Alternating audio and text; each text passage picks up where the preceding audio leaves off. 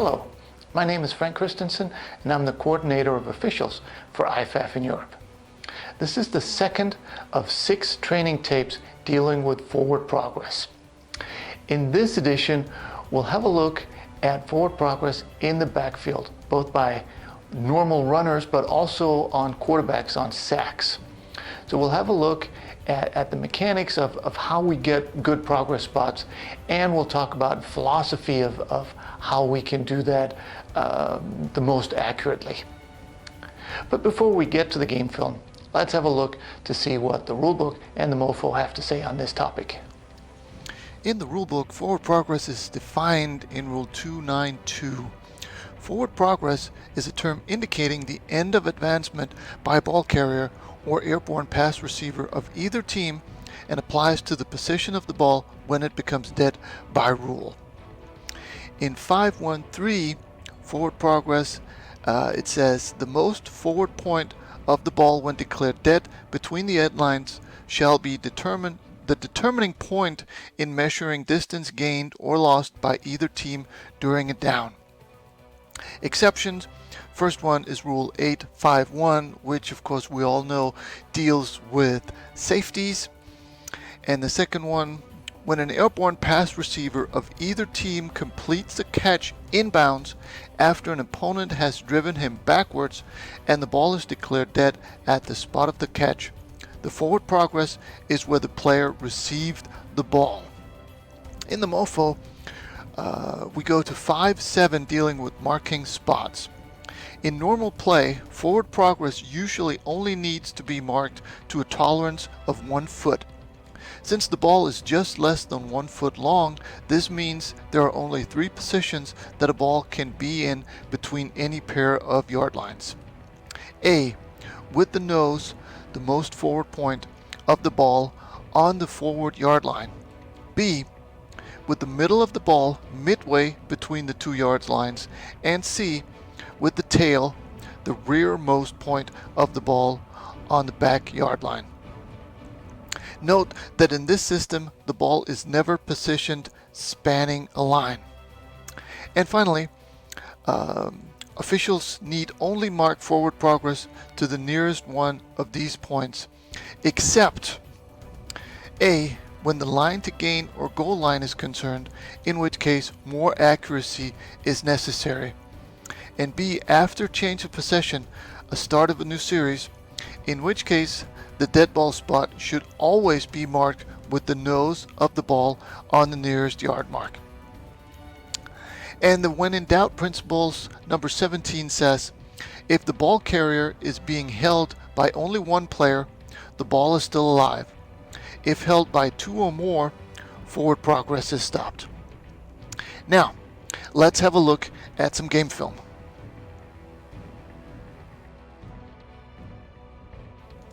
These first few clips are with our running plays where the runner is tackled for a loss, but the principle is the same in all of them. What we want to do, even though the runner is moving backwards here on his own, and that's on his own, as soon as the first contact is made, the first little bitty contact the defense makes, that is our forward progress spot.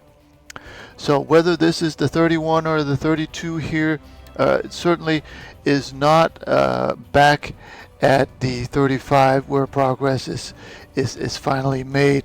What we want to do is give the offense as much as we possibly can. And typically, I mean, we want to use our brain camera here to take a snapshot of the first contact and where that happens. And if we are going to err, so if we don't know if this is the 31 or the 32, then we want to give the offense the benefit of the doubt. So we want to probably here say progress was at the 31, and here we end up with about 4 yards more than that. This one is interesting for a number of reasons. Again, we have a runner who's running backwards, and then we have contact, but he actually manages to escape. Now initially, this would be the point of first contact even though the running back makes the contact. But I would still, give him the benefit of the doubt and make it the 25. If he's tackled right here, I would go 25. However, now he's free again. He is free to run with the ball, to score, to pass, to do whatever he wants. He is also free to get tackled, and now he does get tackled. So anything he does after he gets free is on his own. You could argue that, well, he only gets free because he's a better athlete, and that then comes back to haunt him, and that may be the case. But the bottom line is, as soon as he gets free and he regains his balance, which he does here, I mean, if he just falls down there, even though he's free, I would still give it to him at the 25. But here he gets free. He has his balance. Now he turns around, he starts running again, and then he gets tackled. Now I would give him progress here at the 33-yard line, where the wings here are very generous, and give it to him at the 30. So I think this is about 3 yards off. Again, we're looking at the running back and when she is pushed back, and this one is an interesting one for the wing, because the wing has a job to do with the tackle. So we, as wings, we may not always see the point of first contact if we're focused on the tackle here. I think this wing does himself a disservice by backpedaling into the offensive backfield. Keeping your front facing the field will give you a better angle. And again, we're looking for that snapshot with our brain camera to see when is the first contact. It appears to be around the 30-yard line here. And as a referee and a center judge, if you have a feeling that we're going to get an incorrect spot, if there is any way that you can communicate, or maybe ask the wings to question where the spot was, if you have an idea that this is less than accurate, you're free to do that. Also, maybe something to talk about in the pregame, how you want to communicate that if the wing is uncertain of where the progress is. Here I think it's around the 30, and we end up 3 yards behind that. As we're moving along, the spots get better and better, and here we're only about a yard off. But this one is a good illustration of a philosophy or a trick that you can use, where here probably is the first contact, which is the 47, and we end up with the progress spot here at the 46. So the tip is to try to take that snapshot with your brain camera, and then when the spot is in the backfield, give the offense an extra yard. That typically gets you to the right spot. A lot of times we end up shorting the offense about a yard, so if we give the offense that extra yard here, that would have made the progress spot absolutely perfect. These last two examples of runners before we move on to sacks are examples of good progress. Again, we take the spot of the first contact, which is around there, 31, take a snapshot with our brain camera, and then once the play's over, we go there. So this is a very good job by this linesman.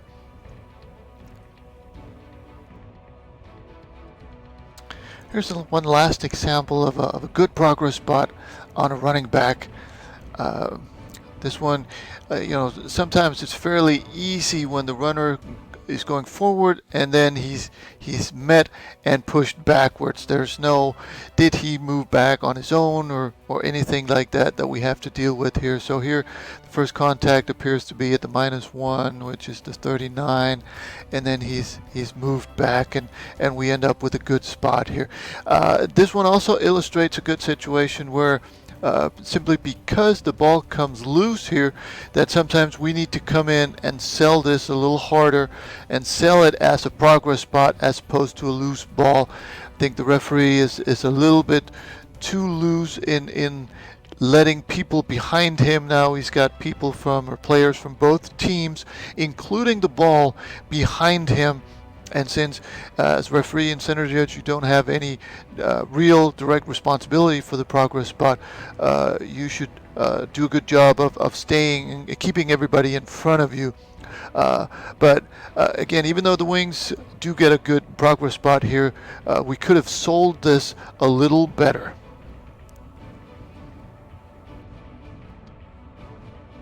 Now we move on from running plays to sacks on the quarterback, and here obviously the quarterback is sacked and we end up having progress on the 40. However, the quarterback is in the pocket. I think maybe here is where the first contact it's a little difficult to see, but there's certainly no way that the quarterback ever made it up close to the 40-yard line. So this is a little too generous. Now we do want to be generous.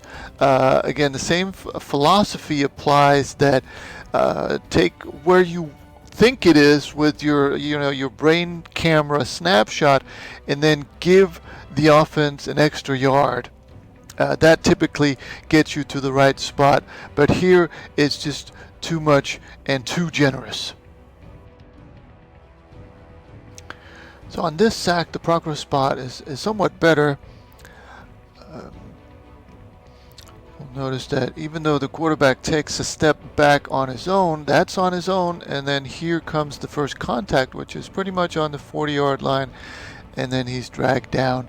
The linesman up top has the spot at the 41, which, I can certainly live with that. We want to be generous to the offense, so if you end up giving the offense 1 yard extra, I'm perfectly fine with that.